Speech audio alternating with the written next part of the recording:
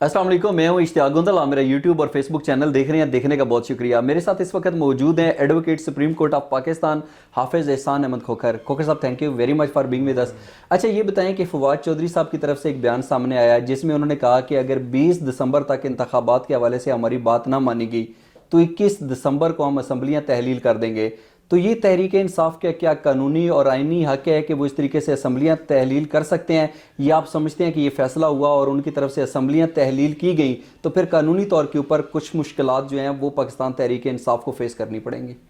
گندل صاحب، چاہے پاکستان کی نیشنل اسمبلی ہو یا پاکستان کی پروونشل اسمبلیز ہوں، یہ کسی بھی پولیٹیکل پارٹی کا نہ پریویلیج ہے نہ استحقاق ہے کہ وہ اسمبلی کو ڈیزالو کرے. یہ ڈیزولوشن کی جو پاور اور پریروگیٹو ہے یہ صرف پرائم منسٹر آف پاکستان کے پاس ہے، جو لیڈر آف دی ہاؤس بھی ہوتا ہے. نیشنل اسمبلی اگر وہ ڈیزالو کرنا چاہے تو وہ کر سکتا ہے، لیکن اس سچویشن کے اندر کر سکتا ہے کہ اگر اس کے خلاف ووٹ آف نو کانفیڈنس جو ہے وہ اسمبلی کے فلور کے اوپر نہ آئی ہو تو وہ کسی بھی وقت پریزیڈنٹ آف پاکستان کو اسمبلی ڈیزالو کرنے کے لیے کہہ سکتا ہے، اور اس کے اوپر کوئی قدغن نہیں ہے. یہ صرف قومی اسمبلی کی بات کر رہی ہیں یا صوبائی اسمبلی کی؟ اسی طرح جو صوبائی اسمبلی ہیں اس کے اندر یہ پریروگیٹو جو ہے وہ کسی پولیٹیکل پارٹی کے پاس نہیں ہے، بلکہ یہ چیف منسٹر کے پاس ہے. ٹھیک ہے کہ وہ جس وقت چاہے اگر اس کے خلاف اسمبلی کے اندر ووٹ آف نو کانفیڈنس نہیں ہے تو وہ گورنر کو ایڈوائز جو ہے وہ بھیج سکتا ہے، چاہے وہ اسمبلی ابھی نئی وجود کے اندر آئے یا اسمبلی جو ہے اس اپنا ہاف ٹینیور کر لے، یا یہ ہے کہ اسمبلی جو ہے وہ اپنی مدت کے تکمیل کے قریب پہنچے. تو ان تینوں سچویشنز کے اندر یہ پریروگیٹو چیف منسٹر اور پرائم منسٹر کا ہے. اگر اسمبلی جو ہے وہ آٹومیٹکلی اپنی جو میعاد ہے اس کو پورا کرتی ہے جو کہ 5 سال ہے، تو پھر الیکشن جو ہیں وہ 60 دن کے اندر ہوں گے، اور اگر چیف منسٹر یا پرائم منسٹر اسمبلی کو ڈیزالو کرتے ہیں تو پھر الیکشن جو ہے وہ 90 دن کے اندر اس ملک کے اندر آئیں گے. صحیح. تو ابھی جیسے آپ نے کہا اس کا مطلب ہے کہ چیف منسٹر تو ان کی اپنی ہیں، ان کی پنجاب کے اندر بھی حکومت ہے تحریک انصاف کی اور خیبر پختونخوا کے اندر بھی. اگر یہ اسمبلیاں تحلیل کر دیتے ہیں تو اس میں کوئی نیگیٹو چیز نہیں ہے، ان کو کسی قسم کی کوئی قانونی مشکلات کا سامنا نہیں کرنا پڑے گا؟ وہ چیف منسٹر کا پریروگیٹو ہے، وہ کر سکتے ہیں، اور وہ گورنر کو ایڈوائز بھیجیں گے اور گورنر چیف منسٹر کی ایڈوائز کو ایکسیپٹ کرنے کے پابند ہیں. اگر وہ نہیں کرتے تو آٹومیٹکلی جو ہے وہ اسمبلی جو ہے وہ 48 گھنٹے کے اندر ڈیزالو سمجھی جائے گی. لیکن جو بڑی امپورٹنٹ چیز اس کے اندر یہ ہے کہ جب سے 18th امینڈمنٹ آئی ہے تو اس کے اندر 2 ایشو بڑے امپورٹنٹ آئے ہیں. وہ ایک تو یہ آیا ہے کہ اگر آپ نے اسمبلی ڈیزالو کرنی ہے یا اسمبلی نے اپنا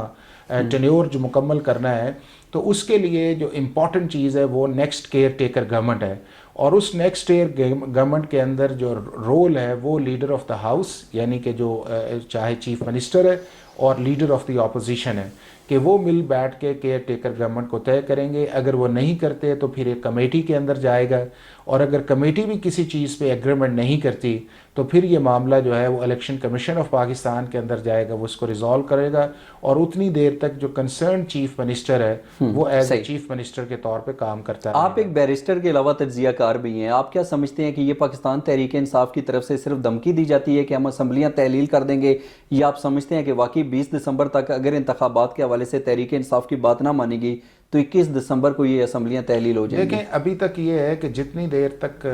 چیف منسٹر گورنر کو ایڈوائز نہیں کرتا اتنی دیر تک تو ایک پولیٹیکل سٹیٹمنٹ ہے.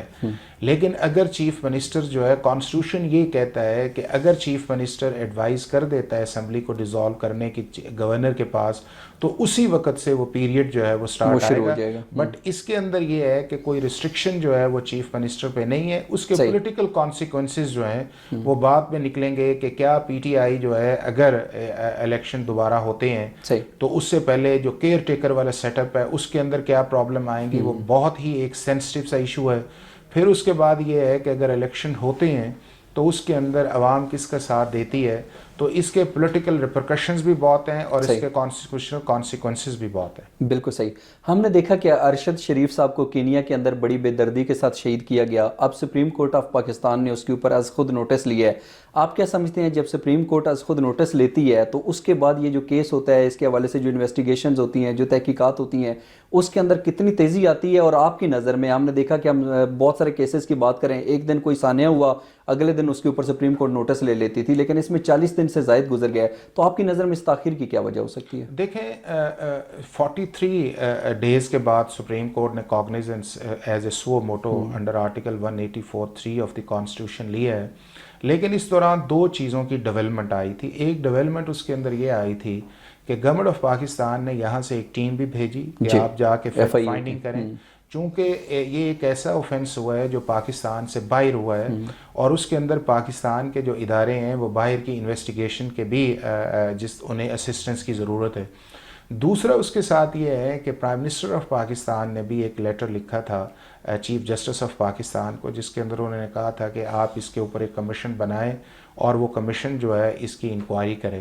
آج سپریم کورٹ نے جو اس پہ کاگنیزنس لیا ہے اس کے اندر دو بڑی میجر ڈیولپمنٹس اس چیز کے اندر آئی ہیں. ایک میجر ڈیولپمنٹ یہ آئی ہے کہ سپریم کورٹ نے یہ کہا ہے کہ FIR اس انسیڈنٹ کی جو ہے اس کو رجسٹر کیا جائے, اور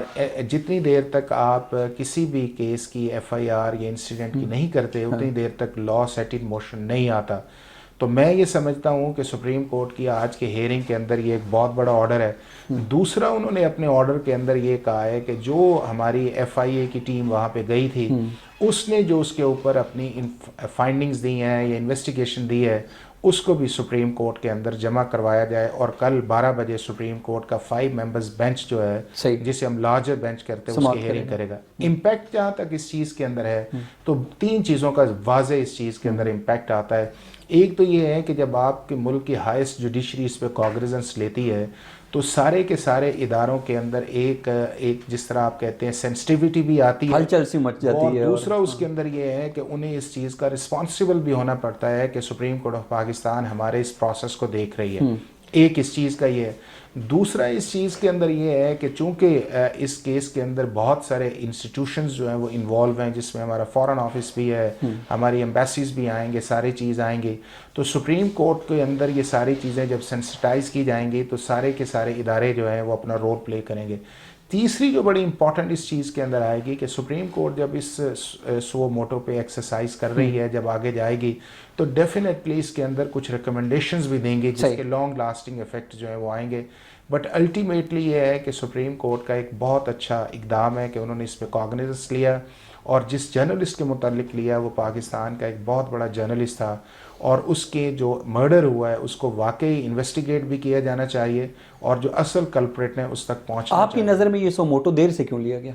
میرا خیال یہ ہے کہ آج کچھ آبزرویشنز بھی اس چیز پہ آئی تھیں کہ سپریم کورٹ آف پاکستان جو تھا وہ کچھ چیزوں کو دیکھ رہا تھا کہ کچھ رپورٹس یا کچھ ایسی چیزیں آ جائیں کہ جس مٹیریل کو انالائز کر کے کریں. دوسرا یہ ہے کہ سپریم کورٹ آف پاکستان نے اپنا بھی ایک انٹرنل میکانزم بھی بنایا ہے کہ جس کے اندر یہ ہے کہ سپریم کورٹ کے چیف جسٹس صاحب جو ہیں وہ اپنے بردر ججز سے کنسلٹ کر کے اس کے بعد اس چیز کے اندر کاگنیزنس لیتے ہیں. تو یہ 2 وجہ ایسی آئی ہیں کہ جس کے اندر اب جب سپریم کورٹ نے دیکھا کہ اب کافی ٹائم بھی ہو گیا ہے, رپورٹ بھی جمع اس چیز کی نہیں آئی, تو ہمیں اس چیز کے اندر کاگنیزنس لینا چاہیے, جس کو پاکستان کے تمام لوگوں نے اپریشیٹ بھی کیا ہے. اور انشاءاللہ تعالیٰ اس ساری انویسٹیگیشن کا اور سپریم کورٹ کے کاگنیزنس لینے کے بعد اس کا ایک اچھا رزلٹ. ایک آخری سوال, عام طور پر تاثر یہ پایا جاتا ہے کہ ان کی شہادت کو, جیسے آپ نے بھی کہا کہ 43 ڈیز گزر چکے ہیں تو جو شواہد تھے میں مٹا دیے گئے ہوں گے, لیکن دوسری طرف آپ نے بڑی تفصیل کے ساتھ بتایا کہ اگر سپریم کورٹ نے اس کے اوپر سو موٹو ایکشن لیا ہے تو اس کی وجہ سے فوائد کیا ہوں گے. تو اب آپ پر امید ہیں کہ جس طریقے سے سپریم کورٹ نے اس کے اوپر سو موٹو ایکشن لیا ہے, اب ارشد شریف صاحب کے جو قاتل ہیں بے نقاب ہوں گے اور ارشد شریف صاحب کی فیملی کو انصاف مل پائے گا, کتنے پر امید ہیں؟ دیکھیں یہ ہے کہ سپریم کورٹ کا آپ دیکھیں نا کہ کس لیول پہ انہوں نے لیا ہے کہ 5 ممبرز بینچ جو ہے اس کے اوپر بیٹھا ہے, ہمارے 5 سینئر معزز ججز پہ بیٹھے ہیں. پھر آپ نے یہ دیکھا کہ پہلی ہیئرنگ کے اوپر 2 انہوں نے آرڈرز کیے ہیں, ایک انہوں نے آرڈر FIR رجسٹریشن کا کیا ہے, اور دوسرا انہوں نے آرڈر اس چیز کا کیا ہے کہ جو انویسٹیگیشن آلریڈی ہو چکی ہے اس کی رپورٹ ہمیں دی جائے. پھر آپ سپریم کورٹ کو اور دیکھیں کہ ان کا لیول آف انٹرسٹ اس چیز کے اندر ہے کہ انہوں نے کل دوبارہ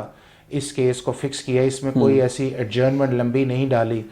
تیسری جو چیز ہے اس چیز کے اندر جس کی طرف آپ نے بھی اشارہ کیا ہے وہ یہ ہے کہ کیا سپریم کورٹ آف پاکستان کے بعد کے کاگنیزنس کے بعد اصل جو لوگ ہیں ان تک پہنچ سکیں گے. تو میں یہ سمجھتا ہوں کہ اس کیس کے اندر بہت سارے فیکٹرز ہیں, اور ان فیکٹرز کے اندر جب اس لیول کے اندر سپریم کورٹ آف اس ملک کے اندر آئے اور انویسٹیگیشن جو ہے وہ ڈیفینیٹلی ٹرانسپیرنٹ بھی آئے گی, اور جہاں جہاں سے جو ایویڈنس آئے گی, چاہے فورینزک ایویڈنس آئے گی, یقیناً یہ انویسٹیگیشن جو ہے چونکہ الٹیمیٹ جو آبجیکٹو ہے وہ تو یہی ہے کہ اس کیس کے اندر انصاف ملے, اور جو وہ ادارے یقیناً اس کے اندر کام کر کے جو ایک بہت بڑا ایک نقصان ہوا ہے اس کو ریسکیو کرنے. اب سستی کا مظاہرہ نہیں کیا جائے گا, اب ادارے جواب دیں. ڈیفینیٹلی یہ ہے کہ جب ادھر سے انویسٹیگیشن سٹارٹ کرے گی پولیس, ساری فائنڈنگ کلیکشن آئے گی, پھر چلان جمع آئے گا, پھر الٹیمیٹلی کسی نہ کس طرف جا کے یہ انویسٹیگیشن جب جائے گی اور سپریم کورٹ اس کو واچ کر رہی ہوگی, مانیٹر کر رہی ہوگی, پریشر بھی ہے, دباؤ بھی ہے. ایک جو چیز ہے وہ یہ ہے کہ جو ان کی فیملی جو چاہ رہی تھی, جو ان کی فیملی نے, ان کی والدہ نے لیٹر بھی لکھا چیف جسٹس آف پاکستان کو, پھر آپ سارے جرنلسٹ نے اس لیٹر کے اندر بھی لکھا, تو میں یہ سمجھتا ہوں ان ساری چیزوں کے اندر جا کے انصاف ہوتا نظر آئے گا انشاءاللہ. بہت شکریہ حافظ صاحب, تھینک یو ویری مچ. جی ناظرین, آج کا ویڈیو کلپ آپ نے دیکھا. جانے سے پہلے جو ہے یہ کہتا چلوں کہ اب یقینی طور کے اوپر بظاہر ایسا نظر آ رہا ہے جیسے حافظ احسان احمد کھوکھر صاحب بھی کہہ رہے تھے کہ ماضی کے اندر اس شہادت کے حوالے سے جو کچھ ہوا وہ ہو چکا ہے, لیکن اب انصاف ہوتا ہوا اور انصاف ملتا ہوا نظر آئے گا. اللہ کرے کہ ایسا ہی ہو. یہ ویڈیو کلپ دیکھنے کا بہت شکریہ. جانے سے پہلے چینل کو سبسکرائب ضرور کیجیے گا اور اپنا قیمتی جو فیڈ بیک ہے وہ ضرور دیجیے گا. اپنا بہت سا خیال رکھیے. اللہ حافظ.